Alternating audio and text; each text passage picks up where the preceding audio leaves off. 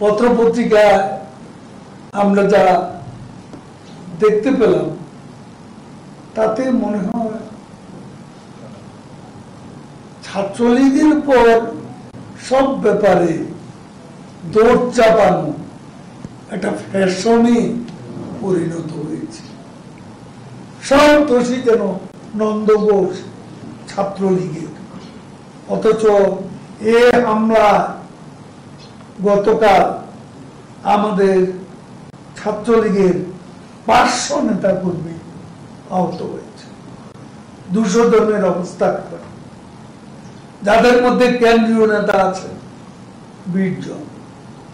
এছাড়াও ঢাকা বিশ্ববিদ্যালয় শহীদুল্লাহ হলের সামনে ছাত্রলীগের 2 জন নেতাকে গুলিবিদ্ধ করে।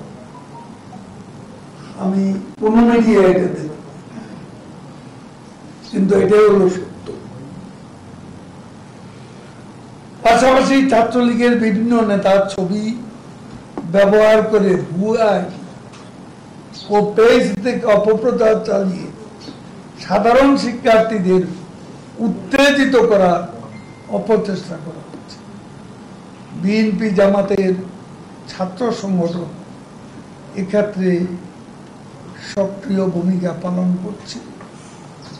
আজ তো বিএনপির পর তাদের ছাত্র সংগঠন প্রকাশ্যে এই আন্দোলনে যোগদানের ঘোষণা দিয়েছে। যে ব্যক্তি বাংলাদেশ আওয়ামী লীগের কার্যালয়ে 2018 সালে আন্দোলনরত ছাত্রীকে ধর্ষণ করা হয়েছিল আমাদের এই অফিস, তিনি এটা গুজব ছড়িয়েছিল। আপনারা জানেন বেশি দিন আগের কথা। এ ধরনের ষড়যন্ত্রকারীরা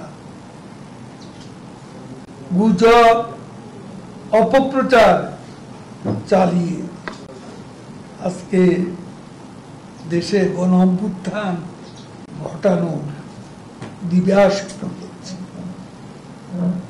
আমরা গতকালের ঘটনা তীব্র নিন্দা প্রতিবাদ জানাই।